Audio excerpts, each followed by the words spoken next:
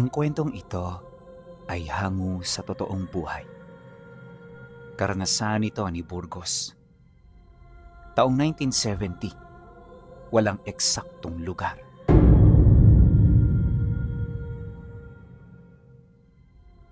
Noong mga panahong ito, nakatira sa isang bayan malapit sa Kamaynilaan ang pamilya ni Burgos. Pagtitinda ang kanilang pangunahing hanap buhay, kaya araw-araw abala ang kanilang pamilya.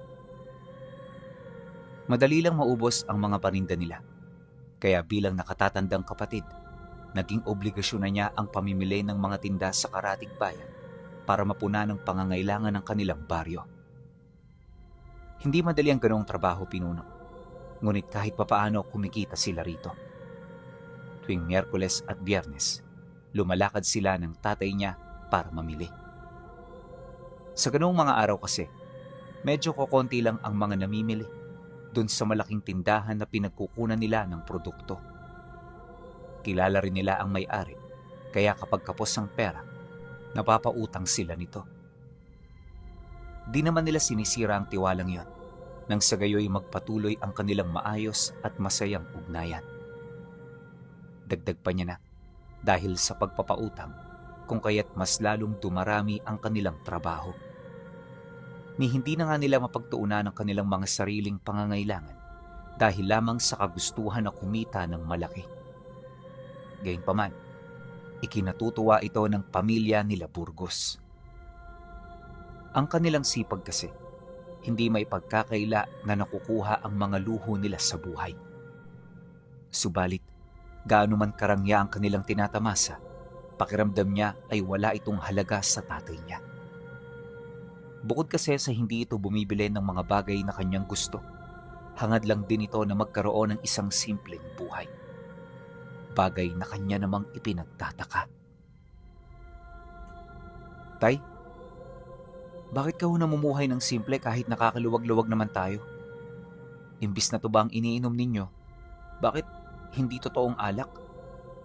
At imbis na nirol yung dahon ng sinisigarilyo ninyo, bakit hindi ho yung totoong sigarilyo?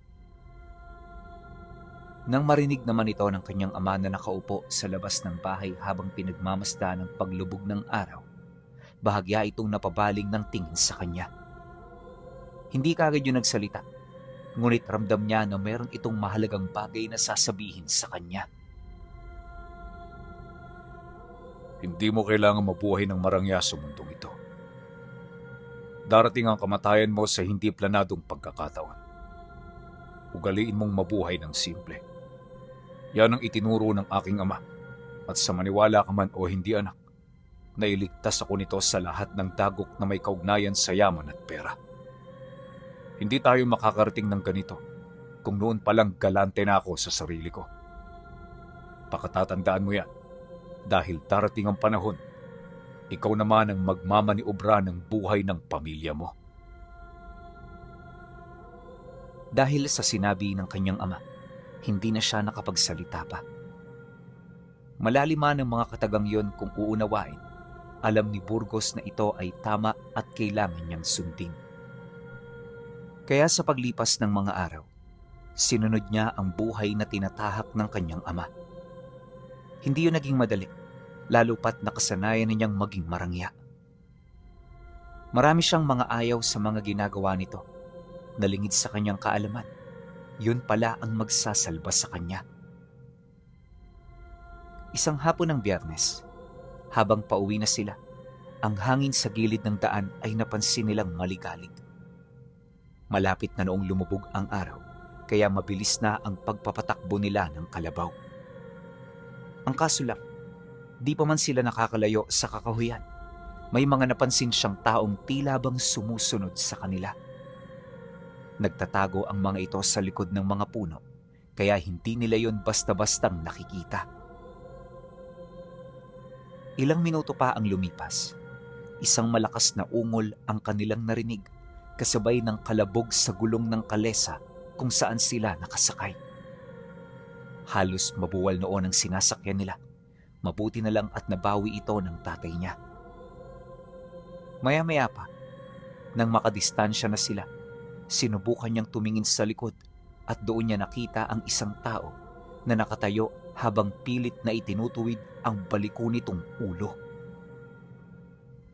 Tay, hindi ba natin yun babalikan?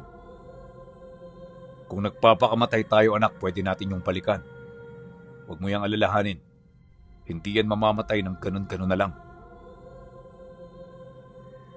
Dahil sa sinabi ng kanyang ama, wala naman siyang nagawa kundi ang mapatahimik.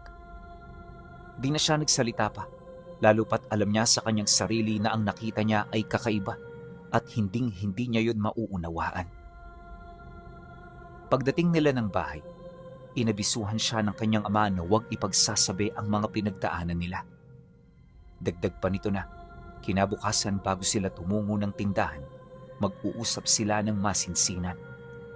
Kaya naman nang marinig ito ni Burgos, sinunod niya ito ng walang anumang pagtatanong. Ngunit pagsapit ng oras ng pahinga, habang nasa kasarapan na ng tulog, bigla siyang napabalikwas sa kanyang higaan dahil sa ingay na narinig niya. Pagmulat ng kanyang mga mata, nakumpirma niya na ang kaluskos na kanyang naririnig ay nagmumula sa bubong ng bahay. Sigurado siya na hindi yun pusa o anumang hayop dahil ang nilalang na yun ay hindi maipagkakailang malaki at mabigat. Halos lumangit-ngit na kasi ang pundasyon ng bubong ng bahay sa bawat paglalakad na ginagawa nito.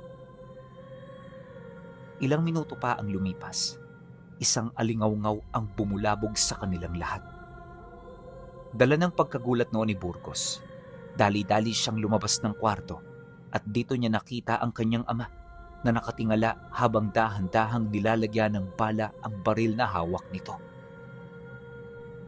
Tay, bakit ho? Nang marinig ito ng tatay niya, hindi ito kaagad sumagot. Pero paglapit niya, pabulong itong nagwikas sa kanya ng, Yung nakita natin kaninang hapon, mukhang sinundan nila tayo hanggang dito sa bahay. Ngayon lang to nangyari. Kaya posibleng yung mga dala nating paninda, may kung anong bagay doon na nakakuha ng atensyon nila. Matapos itong ilahad ng tatay niya, nagpatuloy ito sa pakikiramdam hanggang sa may narinig na silang pagaspas ng mga pakpak. Ang nilalang ay umalis na, kaya dahan-dahan na rin itong ibinaba ang hawak nitong armas.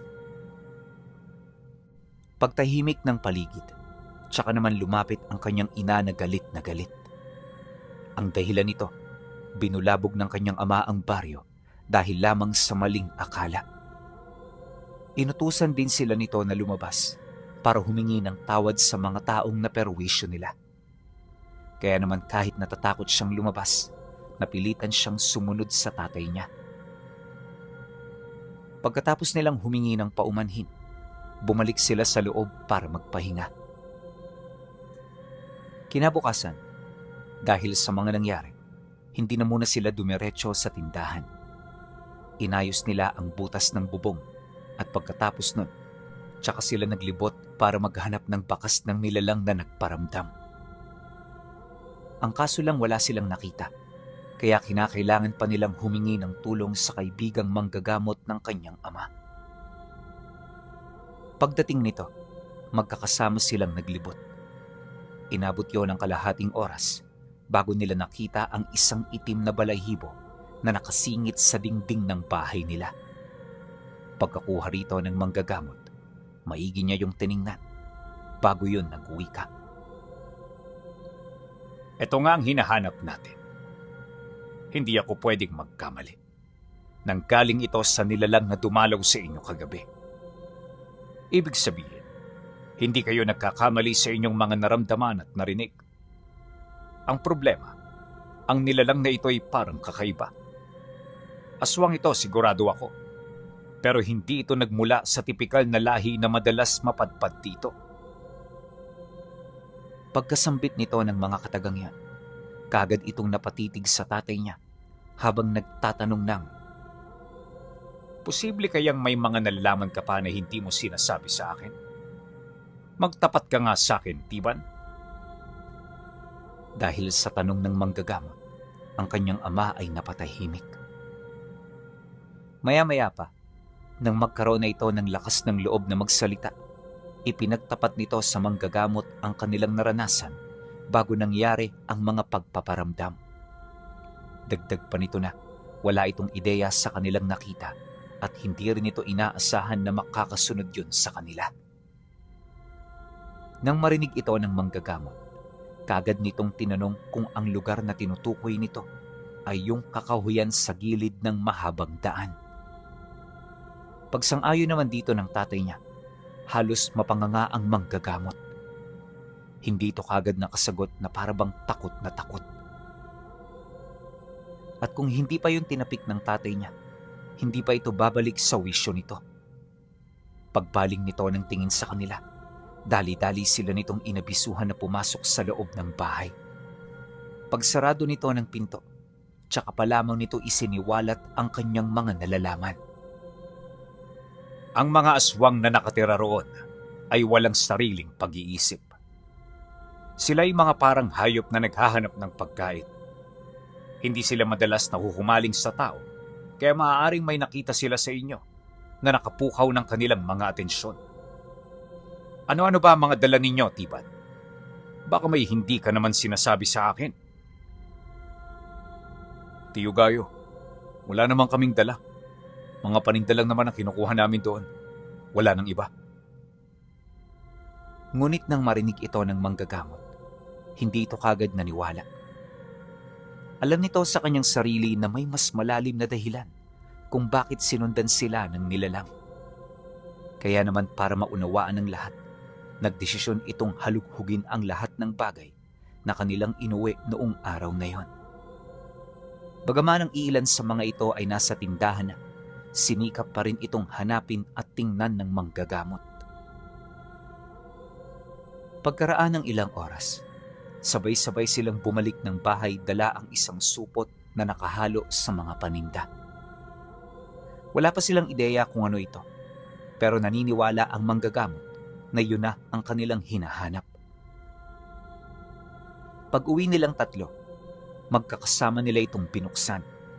At sa loob nito, nakita nila ang isa pang supot na nakapulupot sa bagay na hindi pa malinaw sa kanila. Ilang minuto pa ang lumipas, tumambad sa kanila ang isang naaagnas na bangkay ng kung anong nilalang na hindi nila mawari kung saan nagmula. Paglalarawan niya rito, may parang mga antena yon ng insekto sa ulo, tapos 3 lang ang daliri nito. May mga pakpak din yon ng katulad ng sa paru-paro at halos 4 na dangkal lang ang taas nito. Kakaiba rin ang labi ng nilalang dahil sa kasagsagan ng pagkaagnas, para itong tuyong dahon kung titingnan. Nakakamangha itong makita.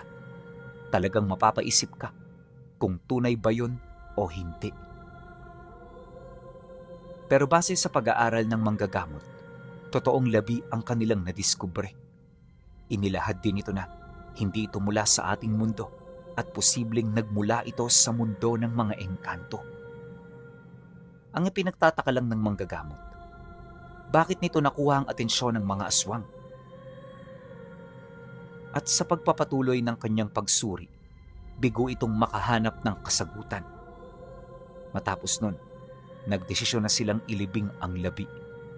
Sa likod lang ng bahay nila Burgos ito inihimlay upang wala ritong makakitang iba. At nung magawa na nila ito, tsaka pa lamang sila nagpahinga habang seryosong nag-uusap-usap. Tiban, itago ninyo ang tungkol dito.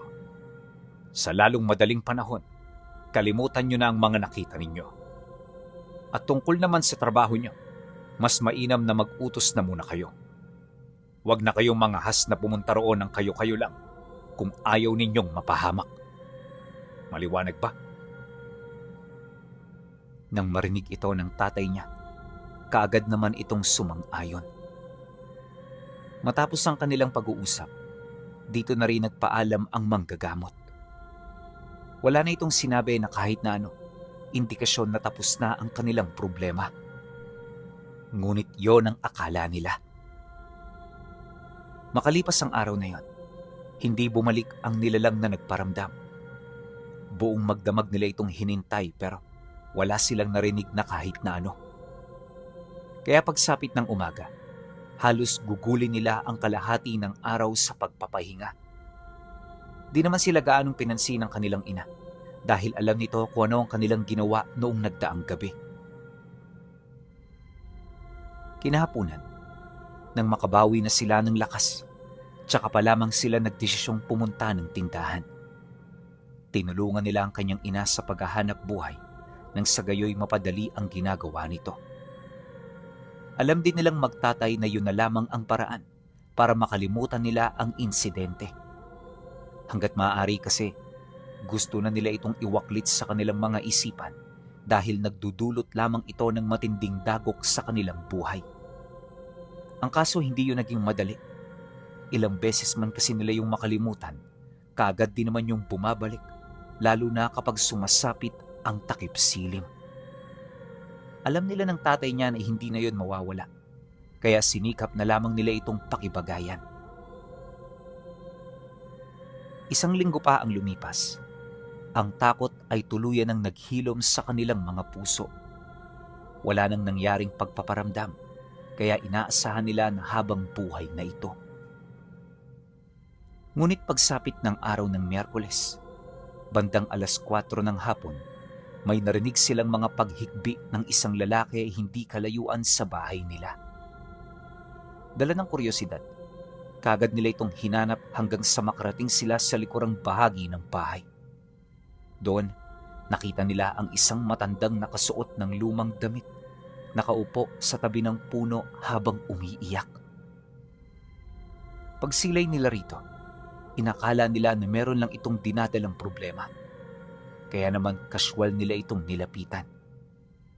Ngunit nang kaharap na nila ang matanda, medyo nakaramdam siya ng pagkailang dahil sa amoy nitong hindi katanggap-tanggap. Gayunpaman, di ito gaanong pinagtuunan ng pansin ng kanyang ama, dala ng awa dulot ng kalagayan nito. Manong, ano ho bang problema ninyo? Magsabi lang ho kayo. Baka meron kaming maitulong. Ngunit nang marinig ng matanda ang sinabi ng tatay niya, nanatili pa rin itong nakayuko, animoy wala itong narinig na tinig mula sa kanya. Kaya naman, minabuti na ng kanyang ama na lumapit upang maging malinaw sa kanya ang mga sasabihin ng matanda. Ngunit di pa man ito nakakaupo sa tabi nito, isang malakas na pagkalmot ang pinakawala ng taong yon bago ito kumaripas ng takbo. Dahil sa hindi inaasahan at sa bilis ng mga pangyayari, hindi na nagawa ni Burgos na humabol. Maging siya man kasi, natigal po sa nangyaring insidente. At sa halip na sundan ng matanda, pinili na lamang niyang tulungan ng kanyang ama para madala sa pinakamalapit na pagamutan. Sa manggagamot nakakilala nito sila pumunta dahil yun ang gustong mangyari ng tatay niya. Di naman na siya nagreklamo, gawa ng bukod sa subok na nila ang kalidad ng panggagamot nito. Hindi rin maitatanggi na malapit ito sa kanilang pamilya. Nang suriin na nito ang tatay niya, dito na diskubre ng manggagamot ang isang madilim at nakakapangilabot na lihim. Ang sugat na tinamo nito ay hindi lang basta pinsala, bagkus ay naglalaman din yun ng lason at sumpa. At ang mas nakakapangilabot pa, nagsimula ng mapisa sa sugat ang mga itlog ng insekto na matagal nang nanananahan sa kuko ng nilalang. Kaya nang mapansin ito ng manggagamot, kaagad nitong pinahira ng langis ang sugat habang taimtim na nagdarasal. Nagdulot ito ng matinding hapdi sa panig ng kanyang ama, ngunit hindi ito sapat upang ipahinto nito ang nangyayaring gamutan. At pagkaraan lang ng kalahating oras, nagawang maalis ng manggagamot ang lahat ng itlog ng insektong nasa ilalim ng kanyang sugat. Nalagyan na rin yun ng paunang lunas, kaya minabuti nitong pagpahingahin na muna ang kanyang ama. Pagsapit ng gabi, sa bahay na muna sila ng manggagamot na nuluyan. Sinang-ayunan niyo ng nanay niya upang mas mapadali ang paghilom ng mga tinamo nitong pinsala. Di naman sila nag-aalala sa kanilang pamilya Dahil bago pumayag ang tatay niya, nakiusap ito sa mga kapatid nito na doon na muna sa bahay nila magpalipas ng gabi. Mas mainam na yon para may makasama ang kanyang mga kapatid. Nang magkasundo na ang lahat, tsaka pa lamang umuwi ang kanilang pamilya, habang silang mag-ama naman, inihanda na rin ang silid kung saan sila magpapahinga. At habang nagpapaantok, dito nagpatuloy ang pag-uusap nila ng manggagamot. Bilang kaibigan ng kanyang ama, wala itong itinago sa problema na kanilang kinakaharap. Alam mo, Tipa, medyo delikado ang lagay nyo ngayon. Yung matandang nakita mo kanina, may kutob ako na yun din ang nagparamdam sa inyo noong gabi. Ang ipinagtataka ko lang, bakit ito umiiyak at nakaupo malapit sa puntod kung saan natin inilibing ang nilalang na ating natuklasan? Hindi kaya may kaugnayan ang labing yon sa nilalang na ito? Ano po ang ibig niyong sabihin? Ang sinasabi ko, baka kamag-anak nito yung labi. At baka dahil sa labing yon, nagpaparamdam siya sa inyong pamilya. Ay, mahabang usapin ito, Tiban. Ramdam ko na may mas malalim pa itong dahilan. Sa pagpapatuloy ng pag-uusap, marami pang inilahad ang manggagamot sa kanila. Lahat ng iyon ay narinig niya, ngunit marami siyang naging katanungan. Bukod kasi sa detalyado ang sinasabi ng manggagamot, parang malayo rin ito sa katotohanan. Kaya sa halip na maniwala kaagad, nagdulot ito sa panig niya ng mga katanungan at mga pagdududa. Hindi man niya kasi sabihin, di niya may pagkakaila na siya ang tao na may mahinang paniniwala sa mga nilalang na nagiging sentro ng usapin noon sa lugar nila. At kahit nakakita na siya ng mga ito, nananatili pa rin ang mga pagdududa sa kanyang puso. Pagkatapos ng nangyaring usapan, dito na sila pumasok sa kanilang silid. Paghiga nilang dalawa, kagad na tumalikod ang tatay niya. Pagharap nito sa dingding, hindi na yun gumalaw, kaya naman nagpaantok na rin siya. Ang kaso, sa kasarapan ng kanilang pagtulog, muli na naman siyang nagising nang mapansin niya ang kakaibang amoy na pumasok sa loob ng kwarto. Pagmulat niya ng kanyang mata, laking gulat na lamang niya nang makita niya ang isang aninong may figura na nakalutang sa ibabaw ng tatay niya. Sa takot noon ni Burgos, di siya nagdalawang isip na sumigaw na kaagad na pumukaw sa atensyon ng kanyang ama at ng manggagamot na nagpapahinga sa kabilang kwarto. Pagpasok nito sa loob ng silid, dali-dali siya nitong nilapitan na sa mga sandaling yon ay yakap-yakap na siya ng tatay niya. Bakit, Tiban? Anong nangyari? Hindi ko nga rin alam. Itong anak ko bigla na lang sumigaw. Siguro binabangungot kaya nagkaganon. Ayos lang ho kami rito. Magpahinga na ho kayo. Ngunit nang marinig ito ng manggagamot, hindi ito sumunod. Dahan-dahan itong umupo sa tabi ng tatay niya, kasabay ng pag-uwika nito ng, imposible ang mga sinasabi mo. Malabo na makapasok dito ang mga batibat. Ang bahay ko'y puno ng mga pampaswerte na nagtataboy sa kanila. Kaya yun nangyari sa anak mo. May duda ko na hindi yun panaginip. Burgos, ano ba ang nakita mo? Bakit ka natakot? Dahil sa mga tanong nito, tila bang nagkaroon na siya ng lakas ng loob na ibahagi ang kanyang mga nasilayan. Sa punto kasing yun, alam niya sa kanyang sarili na matutulungan siya ng matanda. At para hindi na ito lumala, kailangan niya itong ipagtapat kahit may posibilidad na ikapahamak yon ng kanyang ama. May nakita ho akong figura sa ibabaw ni Itay kanina, kaya ho ko napasigaw. Hindi ko ho alam kung ano yun eh. Pero yung dulo nun, nakadugtong sa kanyang sugat. May ideya ho ba kayo kung ano yun? Nang marinig ng matanda ang kanyang sinabi, bahagya itong napatingin sa kanyang ama habang nag-iisip ng malalim. Hindi ito agarang nakapagsalita. Gawa ng mas inuna nitong bulat-latin ang kanyang libreta kaysa magbahagi ng kung ano sa kanila. Maya-maya pa, nang makarating na ito sa pahina na hinahanap nito, muli itong tumingin sa kanyang ama habang seryosong nagwiwika ng, Tama nga ang hinala ko. Hindi ito isang batibat, kundi ito ang laso na nakuha mo sa iyong sugat. Ang nilalang na nakita ng anak mo kanina ay tinatawag ng mga uragas. Nagmula sila sa uri ng mga batibat, pero ang mga ito'y kadalasang umiiral at nabubuhay dahil sa sumpa. Hindi ko alam kung paano sila kumapit sa katawan mo, pero anuman ang pinagmulan nito, magdudulot ito ng matinding kalbaryo, hindi lang sa iyo, kundi pati na rin sa pamilya mo. Sa ngayon wala pa akong alam kung paano yun mapipigilan. Pero mas makakabuti kung pahahabain mo pa ang paninirahan mo sa aking puder. Mahirap itong desisyon, ngunit alam ko na ito lang ang makakatulong sa iyo. Nang marinig ito ng ama ni Burgos, wala na rin itong nagawa kundi ang sumunod. At kagaya ng sinabi ng manggagamot, tumira sila sa bahay nito kahit mabuti na ang kalagayan ng kanyang ama. Upang makatulong, siya ang inutusan nito na umuwi kapag umaga.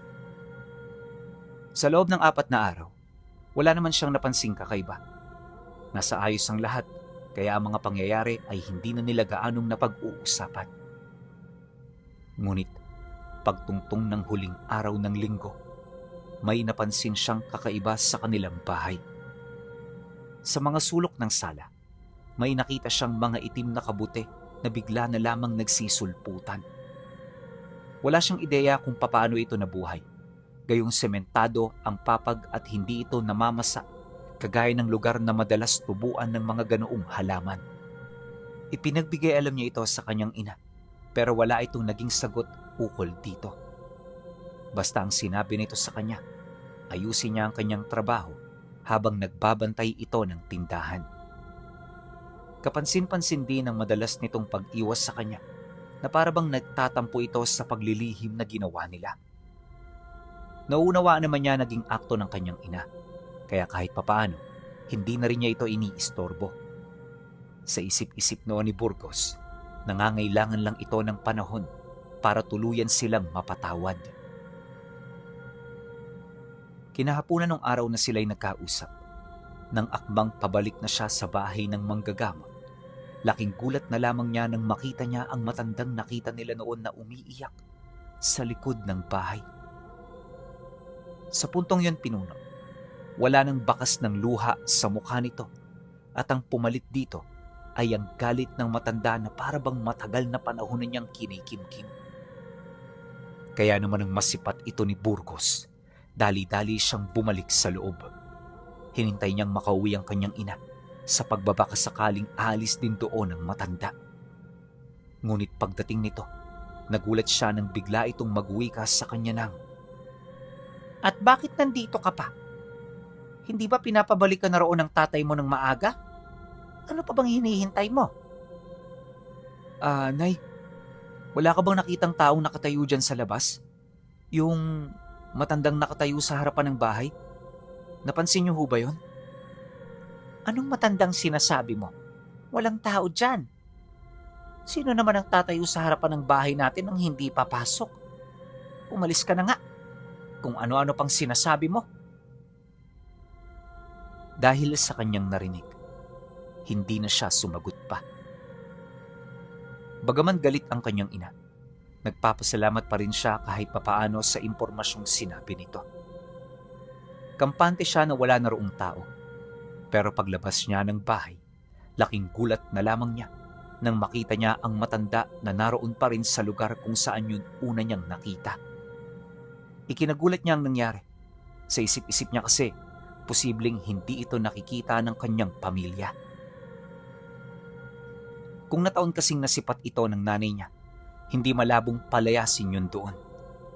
Sa lahat kasi ng ayaw nito, ay yung mga taong harapang pinagmamasdaan ng kilos sa loob ng kanilang tahanan. Lalo na kung hindi pa nila kilala, sigurado siya na katakatakot na mura ang aabuti nun. Ang kaso hindi ganun ang nangyari. Kaya sigurado siya na hindi ito nakita ang matanda. Nababahala man, naglakas loob siyang maglakad papalabas. Ang tanging nasa isip niya, kailangan niyang makabalik sa bahay ng manggagamot upang mailahad ang tungkol dito. Paglabas niya, napansin niya na pasimple itong sumusunod. May distansya ito sa kanya, pero hindi ito nawawala sa paningin niya. Ilang beses na rin niya yung sinubukang kausapin pero nananatili itong tahimik. Hindi maisip noon ni Burgos kung nakita ba siya ng taong yon o pilit nitong ipinagsasawalang bahala ang mga sinasabi niya. Pagdating nilang dalawa sa sentro ng baryo, dito na siya mas lalong nagulat. Kitang-kita ng kanyang mga mata ang animoy pagtagos ng matanda sa katawan ng mga taong nakakasalubong nila. At ang mas nakakabahala pa, pagdating nila malapit sa bahay ng manggagamot, bigla itong lumapit sa kanya habang garugal ang boses na nagsasabing, Pakisabi sa tatay mo na magpalakas siya. Dahil kakailanganin niya yan. Hanggat hindi niya ibinabalik ang kanyang kinuha, mananatili sa kanyang katawan ng sumpa. Pagkasambit nito ng mga katagang yon, naglaho ito na parang bula.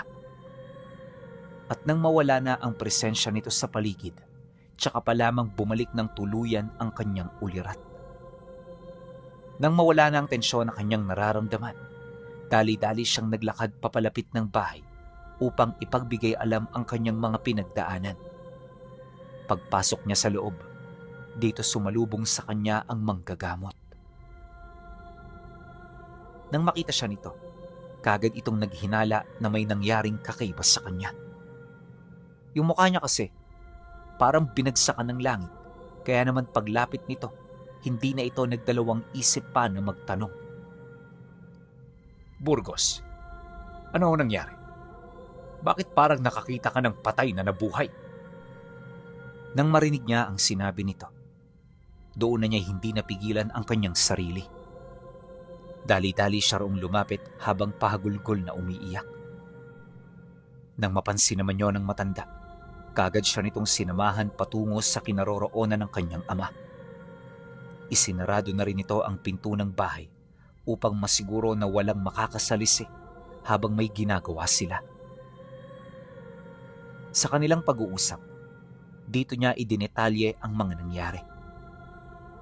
Nang marinig ito ng manggagamot, halos hindi ito makapaniwala. Di kasi nito inaasahan na susubukan ng nilalang na yon na makipag-usap sa kanila. Kaya naman nang marinig nila ang tungkol dito, di sila nagdalawang isip na sundin ang nais nito. May kutob ako na yung bangkay na inilibing natin ang kanyang kailangan. Dumito lang kayo. Ako na ang kukuha sa bagay na yon.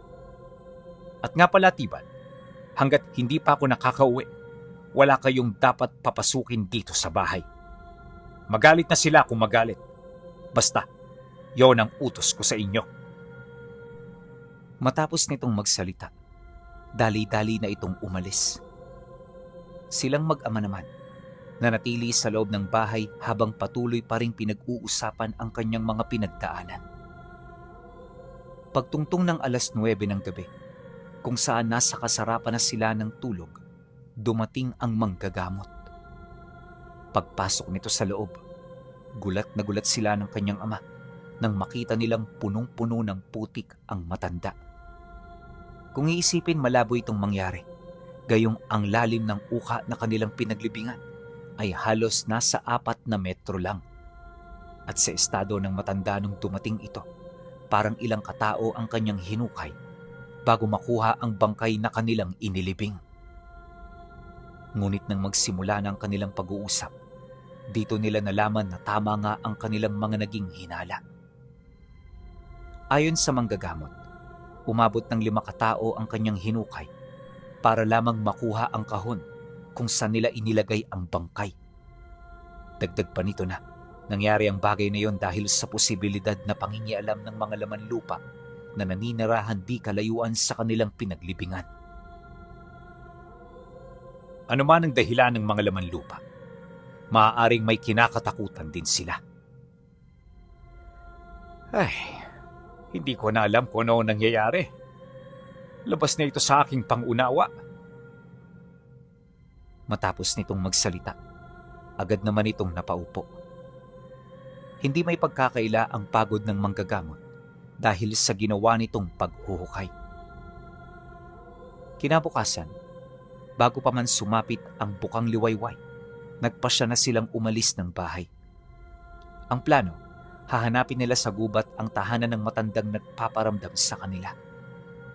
Naniniwala ang manggagamot na sa pamamagitan ng kanilang dala, makikita nila ang kinaroroonan nito. Kaya naman kahit nababahala, nagpasya silang sumunod sa plano. Inilahad din kasi ng kaibigan ng tatay niya ang posibilidad na baka bawiin ng matanda ang sakit na ibinigay nito kapag nakuha na nito ang bagay na kanyang kailangan. Ito ang nagbigay sa kanila ng lakas ng loob at pag-asa upang kaharapin ang mga kinakatakutan nila.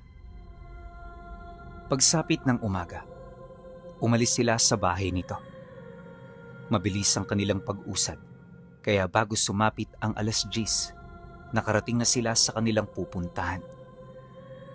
Sa lugar na yon, tumambad sa kanila ang mahabang kalsada na napapalibutan ng mga nagtataasan at naglalakihang puno. Napakaganda ng tanawin doon. Animoy isang paraiso na walang nakaambang panganib. Habang binabaybay nila ang daan, maigi na silang nakikiramdam at nagmamasid. Batid nila na inaasahan na ng nilalang ang kanilang pagdating, kaya posibleng nag-iwan ito ng mga bakas na makapagtuturo sa kanila kung saan nila ito hahagilapin. Ngunit narating na lamang nila ang kalagitnaan ng kalsada, wala pa rin silang napansin. Papasuko na nga noon sila Burgos Pinuno nang may makita siyang isang bagay na kaagad na umagaw sa kanyang atensyon.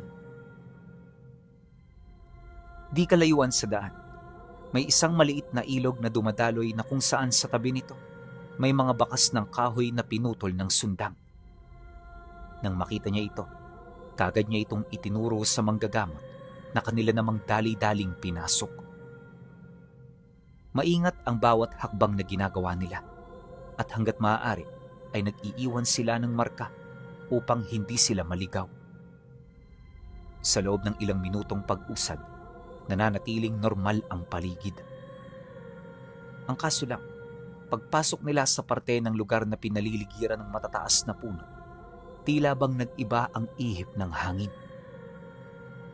Ayon kay Burgos, hindi na napapasok ng liwanag ang lugar na yon at palagi na roong makulimlim.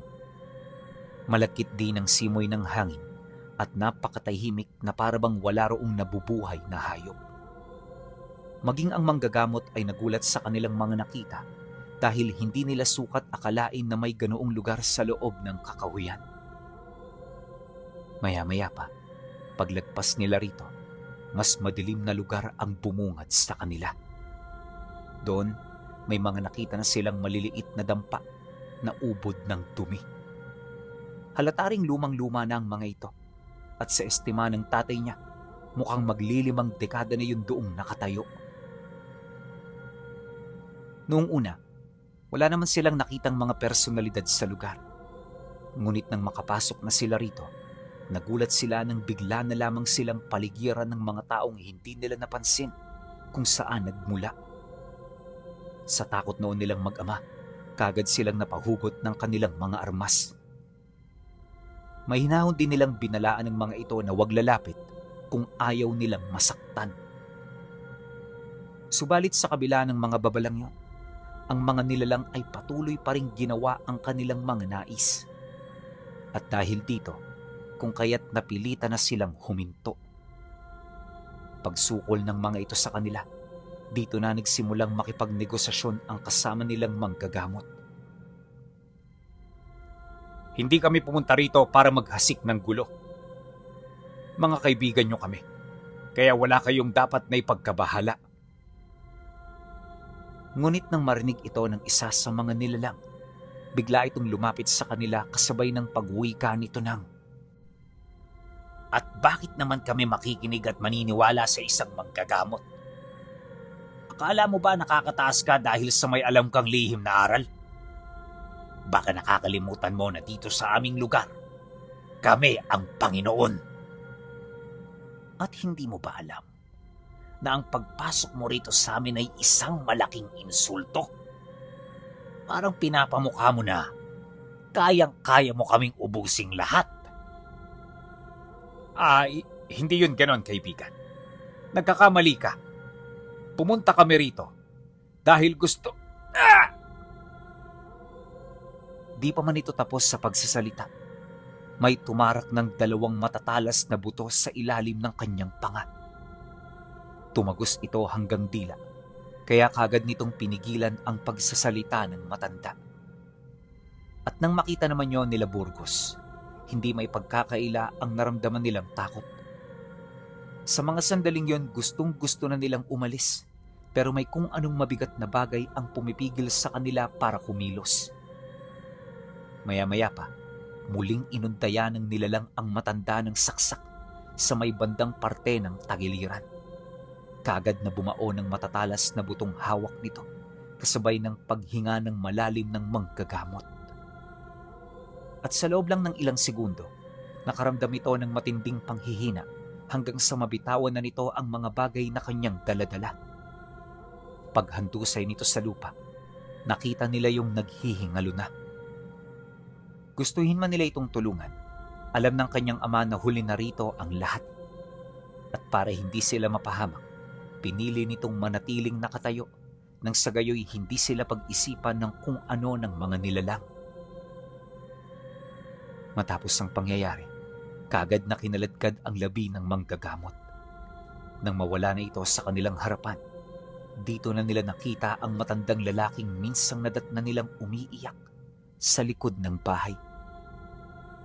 Kung dati ay madungis pa ito, sa puntong yon pinuno, maayos na ito kung titingnan. Nakangiti na rin yun sa kanila, indikasyon na natutuwa ito sa kanilang pagdating. Paglapit ng matanda, kinausap nito ng kasywal ang kanyang ama na para bang walang nangyari. Yung tatay naman niya, dahil sa takot, napilitan na ring sumagot. Mag-iilang minutong nag-usap ang dalawa bago hiningi ng matanda ang labi na pinapakuha niya. Nang marinig naman ito ni Burgos, di na yun nagdalawang isip na kunin ang labing inilagay nila sa kahon. Paglapag niya sa harapan ng matanda, kaagad naman nila itong narinig na nagwika sa kanila ng, Alam kong hindi nyo alam kung ano ang labi na yan. Mahabang istorya kung yan ay pag-uusapan natin.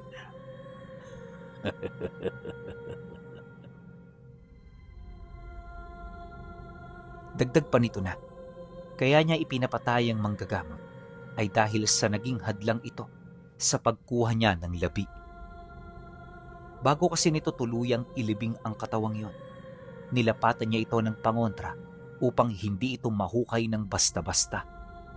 Nagdulot ito ng matinding problema hanggang sa ituring na ito ng matanda bilang pagkakasala sa lahi nila. Nang marinig naman yon ng tatay niya, hindi na rin ito nakasagot. Panay na lang ang pagtango nito dahil sa mga oras na yon, wala na itong ibang nais kundi ang makauwi sila ng ligtas.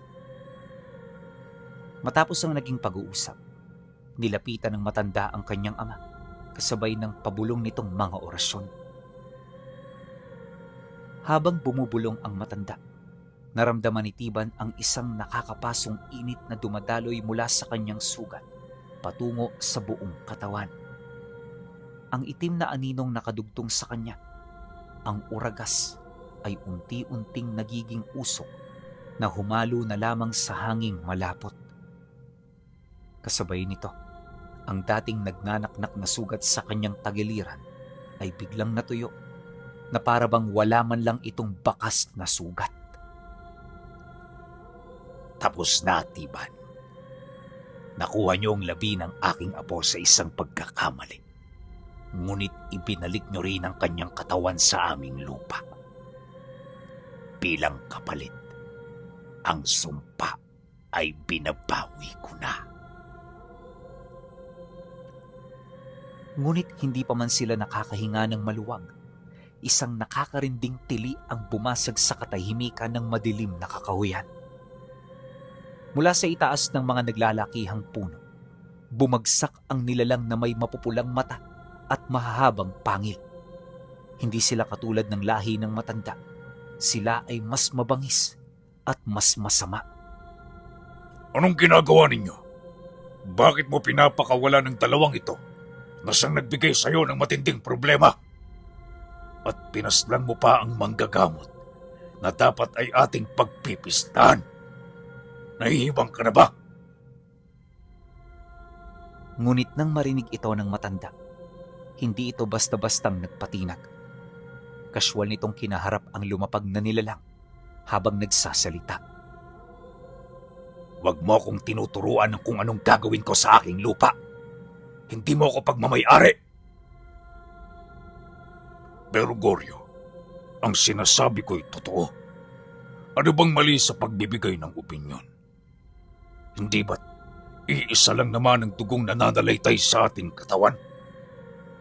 Bakit napakatigas ng puso mo pagdating sa aming lahi? Dahil wala kayong prinsipyo. Hindi kayo nagpapakita ng paggalang sa kahit na kanino. Pero wisyo din kayo sa lahat. Kaya hindi ko maaaring kilalanin ang mga sinasabi mo. Alam mo yan. At alam mong hindi yan magbabago. Umalis ka na. Bago pa man dilim ang paningin ko sa'yo. Nang marinig ito ng nilalang, bigla itong tumahimik. Matapos nun, hindi na ito nakapagdahilan dahil alam nito na wala siyang makukuhang kakampi sa hanay ng kanyang mga kalahi. Kaya sa halip na magtagal pa, kagad itong nagpasya na umalis. Paglaho nito, muling humarap ang matanda sa kanila habang nagpapasalamat. Matapos nun, sinamahan na sila nito pabalik sa kalsada. At doon, nagkahiwalay na ang mga landas nila. Tiban, magmula sa araw na ito ay kaisa ka na sa aming lahi. Kapag may panganib, sumipol ka lang dito. Gaano man kayo kalayo, ipinapangako ko na darating kami. Matapos nitong magsalita, tsaka nito inabot ang isang panipol na gawa sa itim na kahoy. Dali-dali naman yung kinuha ng tatay niya habang taus-puso ritong nagpapasalamat. Hindi nagtagal, minabuti na rin nila na magpaalam. Pagkaraan ng ilang araw, ang buhay nila Burgos ay bumalik na sa dati. Para makabawi, ginugol nila ang kanilang panahon sa pagtulong sa kanyang ina na halos nag-iisa na lang sa negosyo nila. Hindi na rin muna sila pumunta sa kung saan-saan upang maisaayos ang lahat ng bagay na kanilang napabayaan. Inabot ng 3 linggo ang kanilang pananahimik bago siya muling makaramdam ng panganib. Ayon kay Burgos, nagsimula ang panibago nilang kalbaryo noong umuwi siya ng bahay na hindi niya kasama ang kanyang ama. Pagpasok niya sa bakuran nila, may isang lalaki ang biglang nanitsit sa kanya. Dala ng kuryosidad, kagad naman niya itong hinanap hanggang sa makita niya ang isang indibidwal na nakatayo malapit sa pintuan ng kanilang bahay. Kagad niyang napansin ang nanlilisik nitong mga mata, kaya sa takot niya, kagad siyang napalayo. Di rin siya nakapagsalita nang magpang-abot ang mga tingin nila. Ilang segundo pa ang lumipas, biglang ngumisi ang nilalang na yon habang dahan-dahang pumapasok sa loob ng bahay. Paglapit nito sa kanya, kagad nitong hinawakan ang damit niya at doon napansin niya ang mahaba nitong dila na pilit nitong itinatago sa bunganga. "Sino ka? Anong kailangan mo?" tanong niya habang nanginginig ang kanyang laman. Ngunit nang marinig ito ng nilalang, hindi ito kaagad na sumagot. Sa halip na pangisi lang ito habang patuloy pa ring nakatitig sa kanya. Akala niya hindi nito nauunawaan ang kanyang sinabi, kaya muli niya itong inulit. Subalit ganun pa rin ang nangyari. Maya-maya pa, nang mapansin ng nilalang ang pananahimik niya, dito na nito inilabas ang mahaba nitong dila habang nagwiwika ng, Akala niyo ba nakalimutan ko ang inyong mga pamamahiya? Ipinahiya ako ng aking kapatid sa harapan ninyong mag-ama. At dahil dyan, hindi ako papayag na humaba pa ang inyong mga buhay. Magalit na siya kung magalit. Ang importante, maipaghiganti ko ang kahiyang ginawa ninyo sa akin. dahil sa gigil nito, kagad namang umiyak itong si Burgos. Pilit siyang nagpupumiglas mula sa pagkakahawak ng nilalang, ngunit dahil sa lakas nito, wala na rin siyang nagawa. Kalaunan, nang makaramdam siya ng matinding pagod, dito na mas lalong nasiyahan ng nilalang. Ito rin ang naging hudyat nito upang ipasok sa kanyang bibig ang mahaba nitong dila. Huwag kang mag-alala, anak ni Tiban. Hindi ko kayo papatayin kaagad. Marami akong ipapagawa sa inyo na pagsisisihan nyo ng malaki. Hindi ako katulad ng kapatid ko. Kaya ihanda mo ang sarili mo. Pagkasambit nito ng mga katagang yan, kagad naman siya nitong pinakawalan. Dali-dali itong tumakbo patungo sa talahiban hanggang sa maglaho na ito sa kanyang paningin. Naiwang tulala si Burgos sa kanilang bakuran. Ang kanyang hininga ay tila nakabara sa kanyang lalamunan. Ang malapot at mapanghing amoy na iniwan ng nilalang ay nanatili sa hangin, isang paalala na ang panganib ay hindi na lamang basta multo ng nakaraan, kundi ito ay narito na sa pintuan mismo ng kanilang tahanan. Nanginginig ang kanyang tuhod nang pumasok siya sa loob ng bahay. Hinanap niya ang kanyang ina, ngunit wala ito roon. Malamang nasa tindahan pa at abala sa mga mamimili. Sa bawat sulok na kanyang tinitingnan, tila nakikita niya ang nanlilisik na mga mata ng kapatid ni Goryo. Ang bawat kaluskos ng hanging tumatama sa bintana ay nagdudulot sa kanya ng matinding kaba. Pakiramdam nga niya noon, parang nababaliw na siya.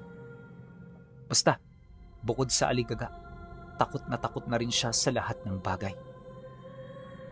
Mabuti na lang, pagkaraan ng ilang minuto, dumating na ang kanyang mga magulang at kapatid.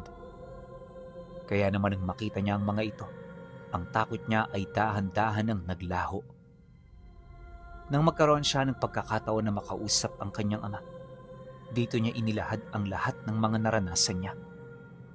Tiwala siyang paniniwalaan nito ang kanyang mga sasabihin, kaya hindi siya nag-alangan. Nang malaman ito ng tatay niya, kaagad itong nagdesisyon na ihipan ang panipol na ibinigay sa kanila. Ngunit nang akmang gagawin niya na ito, mismong si Burgos ang pumigil dito. Tay, sandali lang. Hindi ko pa nasasabi sa inyo na nilawayan ako nung nilalang na yon. Ang dila ay pumasok sa katawan ko, kaya natatakot ako na baka may kung anong mangyari sa atin sa oras na magsumbong tayo. Dahil sa kanyang sinabi, napilitan ng kanyang ama na sumunod. Mahirap itong desisyon, ngunit alang-alang sa kaligtasan niya ay nakahanda yung sumunod. Matapos ang kanilang pag-uusap, inihanda na nila ang kanilang mga sarili sa pagsapit ng gabi. Silang dalawa lang noon ang nakakaalam, kaya halos lamunin na sila ng matinding kaba at takot. Hindi naglaon, nang baluti na ng kadiliman ang kalupaan, dito na sila unti-unting nakarinig ng mga kakaibang alulong. Naging maligalig din ang mga hayop sa paligid na siya namang napansin ng kanyang ina. Ngunit dahil sa wala itong ideya, hindi nito pinansin ang mga ganoong paramdam. Nang makapagpahinga na ang mga ito, naiwan sila Burgos sa sala, tahimik na naghihintay sa pagdating ng mga nilalang. Halos ilang oras din silang nanatili roon hanggang sa marinig na nila ang unang paramdam ng aswang. Sinabayan ito ng pananakit ng lalamunan niya na halos pumigil na sa kanyang paghinga. Mabuti na lang may mga alam na pangontra ang kanyang ama, kaya kahit papaano naibsan ang kanyang nararamdaman. Habang naghihikahos dahil sa matinding kalbaryo na kanyang pinagdadaanan, dito na nila narinig ang paglapit ng kapatid ni Goryo. Alam nila na marami ito dahil hindi lang iisang yapak ang naririnig nila sa labas ng bahay. Nagtagal ng ilang minuto ang pag-aaligid ng mga ito bago yun tuluyang umatake. Isang malakas na kalabog ang narinig nila sa dingding na sinabayan ng mga pag-atungan hanggang sa mabulabog na ang kanyang ina at mga kapatid. Habang nangyayari ang ganoong bagay, nanatili lang naman sila kung saan sila naroon. Wala silang naging imikan, pero maigi silang nakikiramdam. Ngunit kahit hindi nakakapasok ang mga nilalang, nagdulot ito sa kanila ng matinding pag-aalala. Habang tumatagal kasi, pansin na ng tatay niya ang pamumutla ng kanyang muka at mga dapa-dapa. Di na ito mapigilan ng mga ordinaryong panghaplas, kaya nagpasya na ito na hanapin ang sipol na ibinigay ng matandang si Goryo. Wala na noong ibang iniisip ang tatay niya, maliban sa kagustuhan nitong maisalba ang buhay niya. Matapos nitong maihipan ng panipol, ang mga nilalang sa labas ng bahay ay narinig nilang nagsipulasan. Kung saan-saan na ito sumuot, hanggang sa nagsimula na itong magsiatungan na para bang meron yung mga kinakalaban. Dala ng kuryosidad, napilitan ng kanyang ama na sumilip sa labas. Doon, nakita nito ang mga pangyayaring habang buhay nilang maaalala. Hindi kalayuan sa bakuran, may dalawang uri ng nilalang ang naglalaban.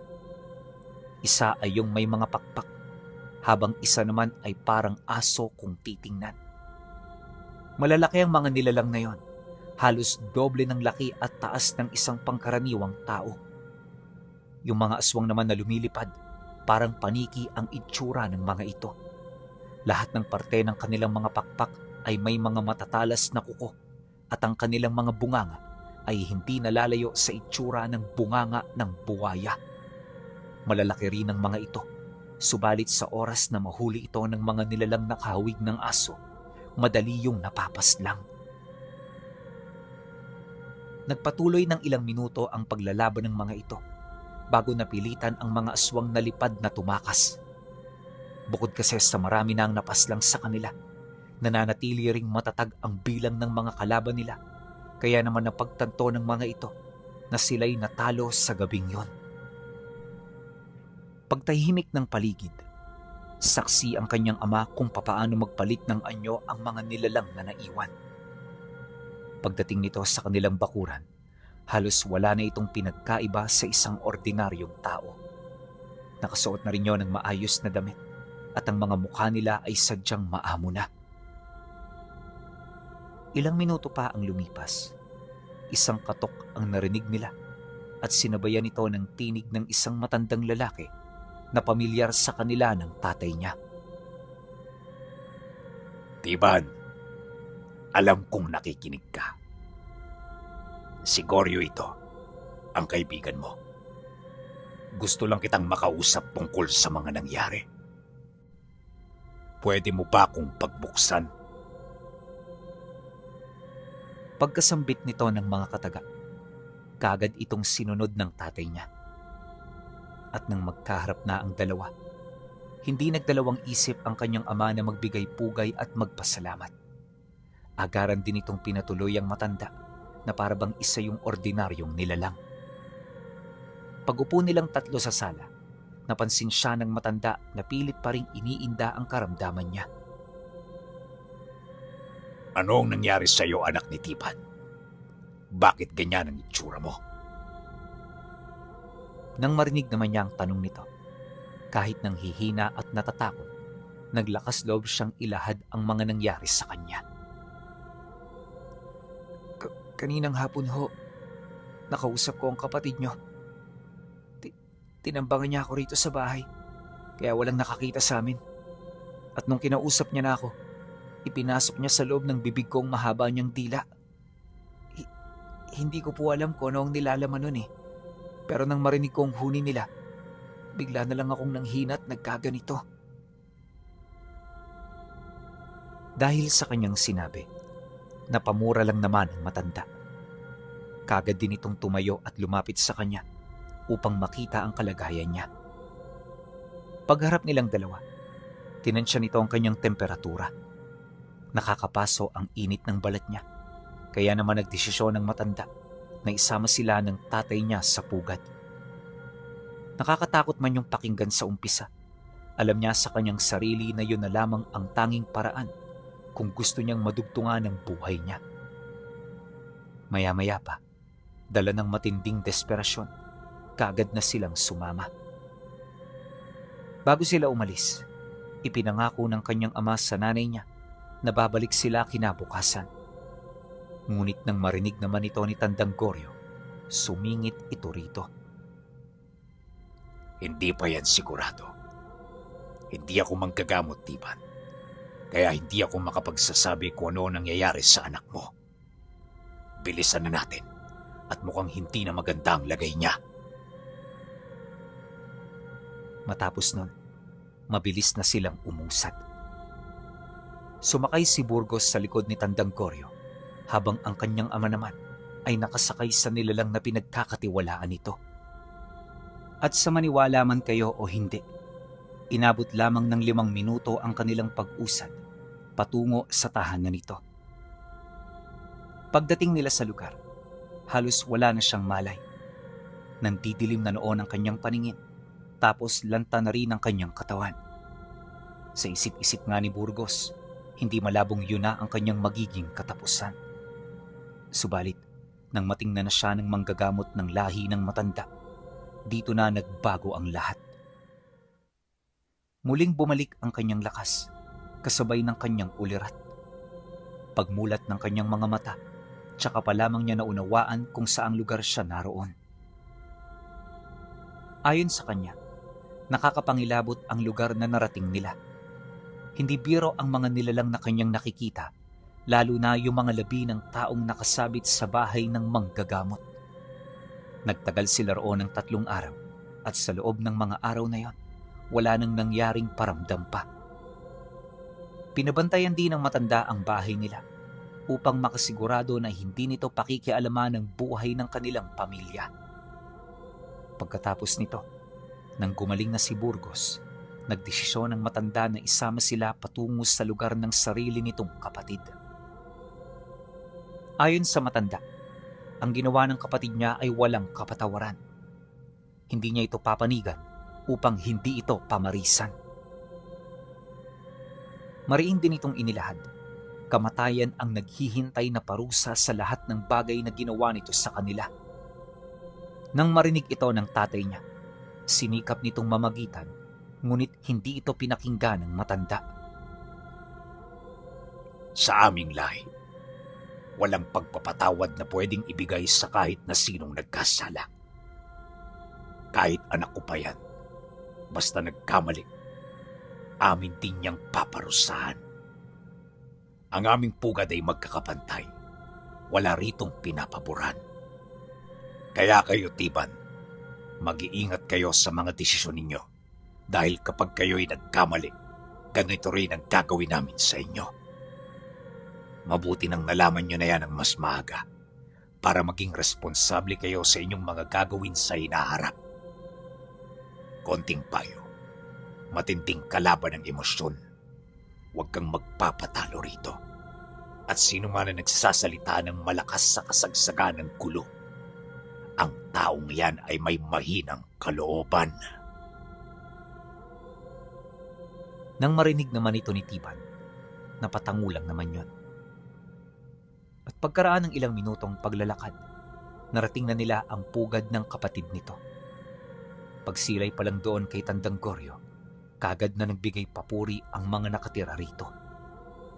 Mabilis din nilang hinanap ang kapatid nito hanggang sa maiharap na yun sa kanya. Nagpumilit pang magdahilan ng nilalang na yon, pero sa bandang huli, hindi rin ito nakakuha ng pabor. Maraming sakses sa mga ginawa niya, kaya kahit anong pagtanggi, hindi niya ito basta-bastang matatalikuran. At nang maihayag na ng kapatid nito ang lahat ng kanyang mga kasalanan, kagad na gumawa ng selebrasyon ng mga nilalang. Selebrasyon hindi dahil sa tagumpay, kundi sa nalalapit na kamatayan ng kanilang kapatid. Hindi naglaon. Nakita na lamang nila ito na kinakaladkad patungo sa sentro ng liwasan. At doon, gamit ang isang matalas na palakol, pinugutan ito ng ulo sa harap ng karamihan. Matapos ang pangyayari, nagbunyi ang lahat habang sila Burgos halos manginig na sa takot. Magmula noon pinuno, wala nang gumambala sa kanila. Dahil lahat ng nilalang na nasa panig ng kaliwa, alam na ang buong pamilya nila ay pinoprotektahan ng napakalakas na presensya na taglay ni Tandang Goryo.